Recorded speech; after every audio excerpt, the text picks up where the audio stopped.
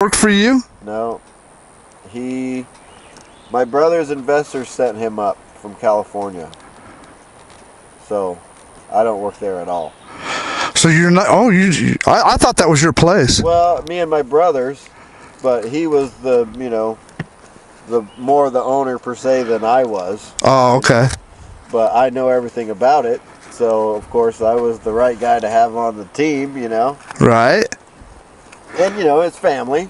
Kind of what's his is mine and blah blah blah. But then this new guy came in and I ain't gonna work for him. Fuck him. So weeklies pay me a lot better anyway. And it's full-time work. Would you mind telling me what you're making? About $22 an hour. I've been off work because they put a new stacker in the sawmill. Yeah. So I've been down. I've been off since like the 4th, and I just was supposed to go back to work last Friday, but they postponed it 2 days, so my first day back was like last Sunday, and then my weekend's right now, so I've only worked 2 days. I mean, not very many days this month.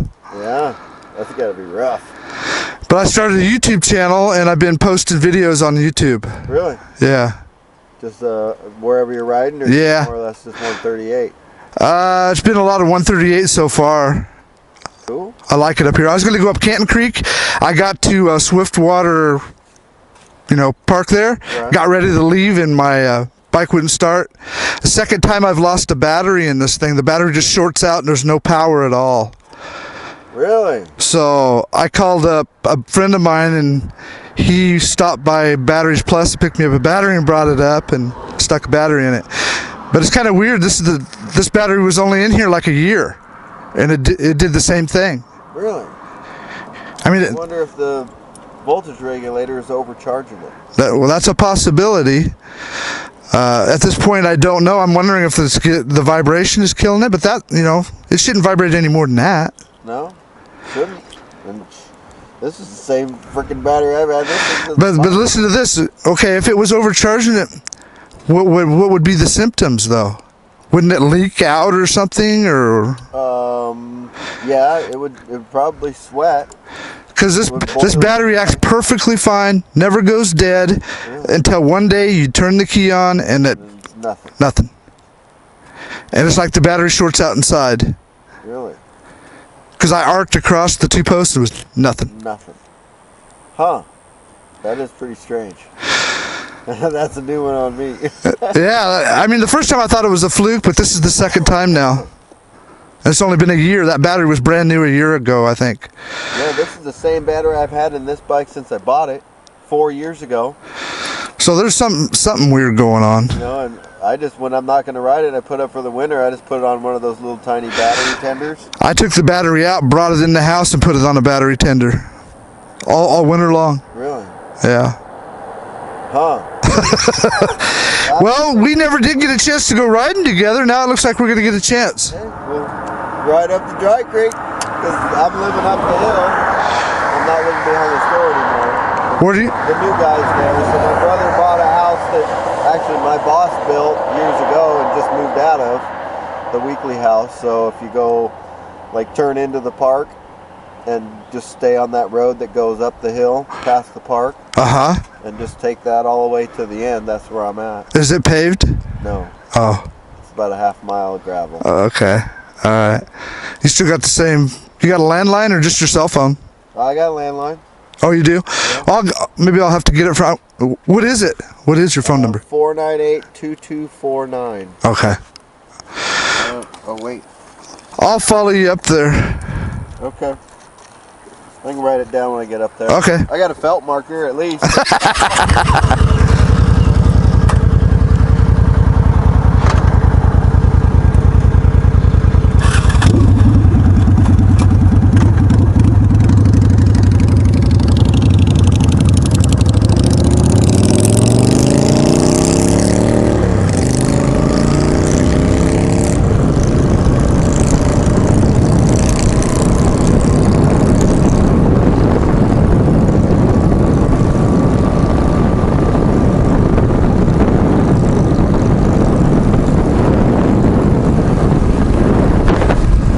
Well, that was interesting. I thought he owned that place up there, but I guess his brother...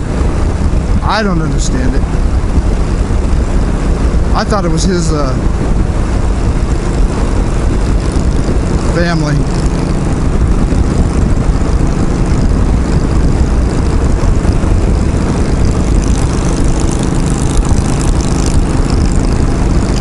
So that's a pretty sweet looking bike. I guess he probably wearing that vest because he has to wear it at work. He's not the kind of guy that would wear an orange vest to go riding.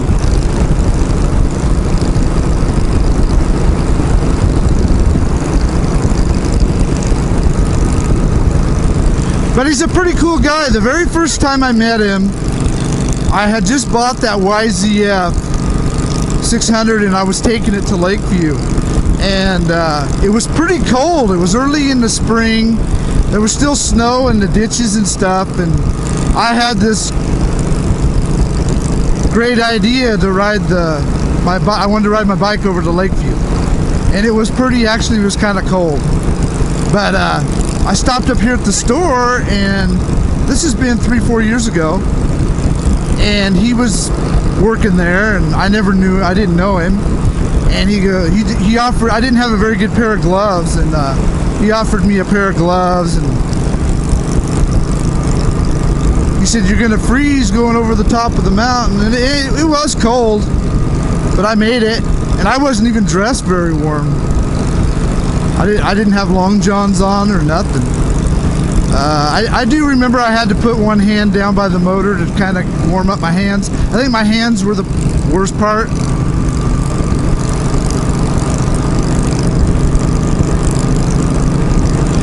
Yeah, we've been talking about going for a ride, and he never could. Get to go for a ride today.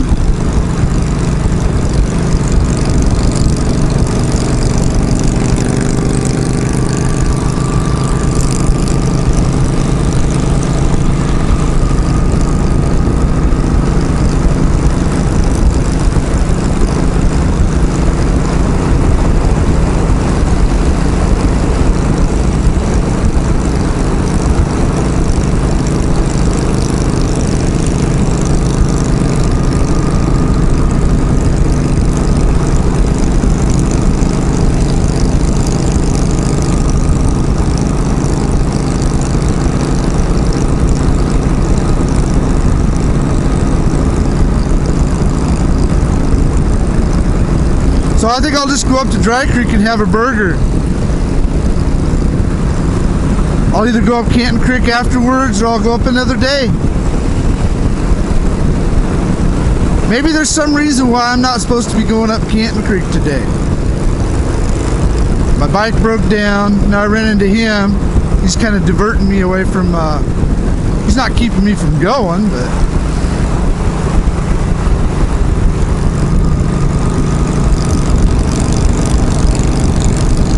do you believe in coincidences? Well, I hope my microphone's working and everything. Another time I was riding my concourse up here. This was last year. And I was riding up by Toketee on a paved road that was really narrow. And there was no traffic, didn't see any cars, kind of out in the middle of nowhere. And I was standing up on the pegs, just stretching my legs. You can't really stand up on this bike because the pegs are so far forward on this bike. So it'd be pretty difficult. Anyway, I was standing up on the pegs, and one of my foot pegs just snapped off. And I could have if I would have went off the road, I would have never got my bike back on the road. No way I could have. That concourse weighs a lot more than this bike. And kind of the story behind that is I should have looked at those foot pegs, because that bike had been dropped by the guy that I bought it from. He dropped it. He told me he dropped it. And that's why the fairings broke on the right-hand side. And I remember reading when either before or after I got that bike, I remember reading on the Concourse website, Concourse Owners Group website, that if you drop that bike, you should check your pegs to make sure they're not cracked, the peg mounts. And I remember reading that, and for some reason it never dawned on me to check my pegs. I guess I thought they were fine because I've been riding it around, hadn't had any problem, right? It must not be cracked. Well, sure enough, they were cracked, and it was on that side where where he dropped it. So, for all you guys out there that have concourses and you older ones and you drop them, you might want to check out your foot peg mounts. They're aluminum, cast aluminum, and if they're cracked, you could have it fail on you, like I did. It could have caused a wreck.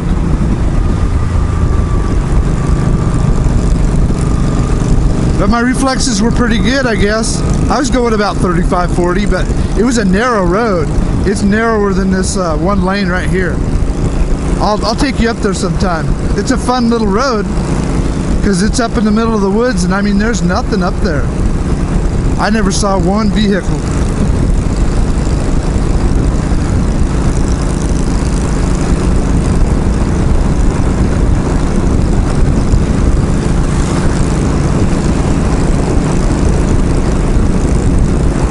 Well, this bike's not as loud as I thought it was, but maybe it gets louder when he gets on it. Just can't hear it over all this wind noise.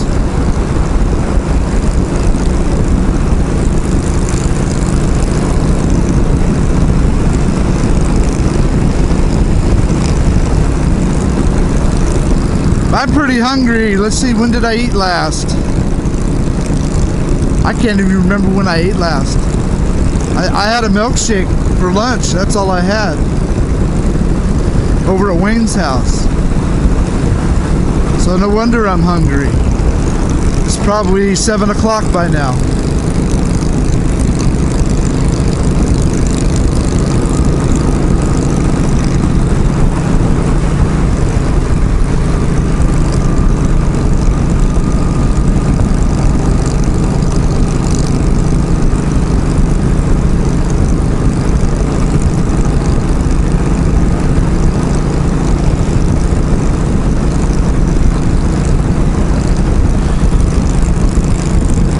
I've driven this road a lot, and I've only seen, most of the time I see deer, it's up higher, but I'm sure they do cross here. I've only seen one deer cross the road down here during daylight hours. And I'm not sure why, if there's other places for them to get drinks. They don't have to cross this road, and they don't because they don't want to. There's a lot of drainages, you know, there's a lot of creeks running in, like Williams Creek right here. They can get a drink out of these creeks. They don't have to come over across the road actually to get a drink. So that might be part of the reason why there's not a lot of deer traffic on this road. I've just never seen that many deer hit on this road. I've been up and down this road a lot.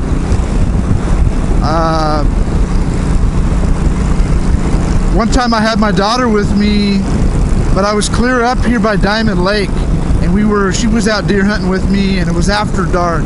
It just got dark, and we were coming down to my Toyota pickup, and there was a nice buck standing right on. I was coming down, and that buck was standing right there by the road, just standing there.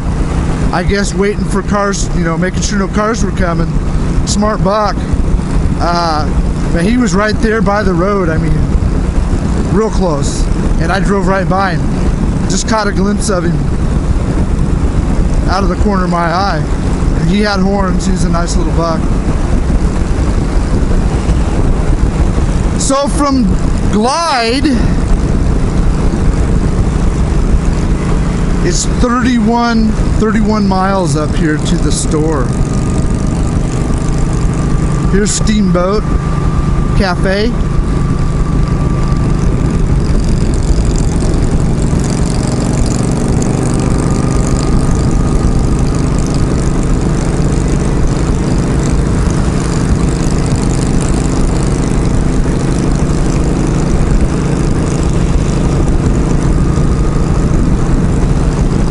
Well, it's going to be a long video. I'm going to have to shut this off and start it over again.